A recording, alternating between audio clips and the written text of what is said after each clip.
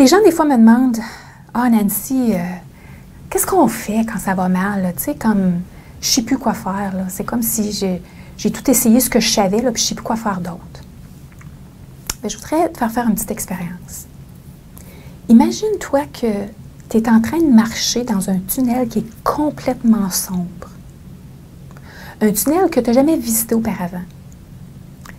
Puis même si je te dis qu'il y a une lumière à quelque part, là, il y a un interrupteur à quelque part, mais parce que tu ne vois rien, tu ne peux pas avoir. Tu ne peux pas voir la sortie, puis tu ne peux pas voir la lumière. Mais quand ça se passe, quand ça va mal dans ta vie, c'est un peu la même analogie qui se passe. C'est que tu vois noir, tu vois négatif. Tu ne peux pas trouver de solution parce que tu ne vois pas les choses clairement. Donc, tu es concentré sur qu'est-ce qui va mal.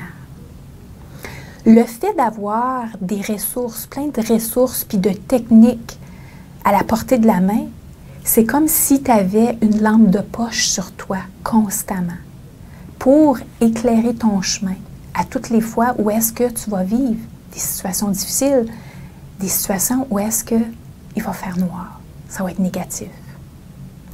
Quelle sorte de lampe de poche que tu peux avoir pour éclairer ton chemin dans ta relation puis qui va vraiment, vraiment t'aider?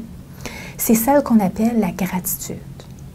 Tu sais qu'au début d'une relation, on a plein de belles choses à dire de notre partenaire de vie. Puis aujourd'hui, après des années de vie commune, si je te pose la question, qu'est-ce qui te vient en tête rapidement lorsque tu penses à ta relation? Est-ce que tu as tendance à te concentrer sur qu'est-ce qui ne va pas? Ou tu te remémores facilement toutes les belles choses que tu as? Quand ça va mal, la façon rapide de se sortir du noir, c'est d'avoir en mémoire tout ce que tu apprécies de ta relation et de la personne que tu as choisi de passer ta vie. Alors, je t'invite à faire l'exercice. C'est simple.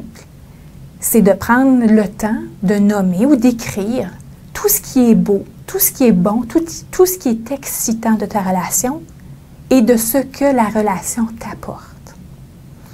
Par exemple, au lieu de me plaindre de nos différences dans mon couple, bien, je pourrais apprécier nos différences parce que ça m'aide à sortir de ma zone de confort. Je pourrais apprécier le dynamisme de mon conjoint parce que ça me donne de l'énergie. J'apprécie sa spontanéité parce que ça m'amène à développer en fait cet aspect qui n'est pas vraiment inné chez moi. J'apprécie sa générosité parce qu'en fait, j'en bénéficie énormément. J'apprécie ses innombrables idées qui, à un moment donné, me faisaient voir de façon négative, sauf que maintenant, je les apprécie parce que ça me fait grandir. Tu vois, à chaque fois que tu changes ta façon de voir les choses, on appelle ça un recadrage, recadrer ton esprit du négatif, de l'aspect que tu énonces de la personne, vers le positif. Qu'est-ce que tu peux apprécier de cette personne? Qu'est-ce que tu peux apprécier de cette relation? Ça te fait voir clairement. Ça te fait voir qu'est-ce que ça t'apporte, qu'est-ce que ça te donne, où est-ce que ça t'a emmené. Parce que tu sais qu'il y a une raison pour laquelle vos chemins se sont croisés.